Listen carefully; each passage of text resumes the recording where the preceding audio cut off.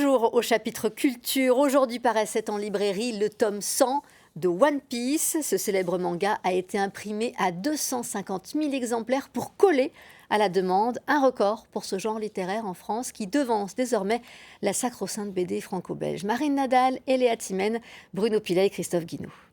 Il en reste une dizaine sur les 150, c'est maintenant ou jamais. Ah bah je vais en prendre. Bon, très bien. Je vais vous accompagner à la caisse. Pas de souci.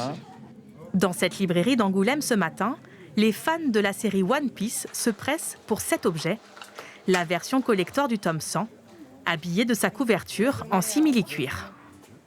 C'est quelque chose de très important pour moi d'avoir le 98, le 99 et le tome 100. J'ai toujours eu une attirance pour les animés et les mangas. Mais je pense que c'est pas que moi, c'est toute ma génération en fait. Depuis 25 ans, les aventures de Luffy, pirate au chapeau de paille, tiennent en haleine les lecteurs du monde entier. Et la parution de ce nouveau tome bat tous les records.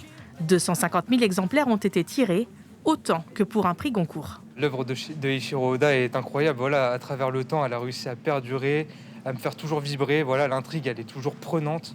Le manga fait désormais jeu égal avec la bande dessinée traditionnelle. Ici, 5000 titres se vendent chaque mois. En février, on a prévu encore d'augmenter de au moins 50% la surface pour le manga.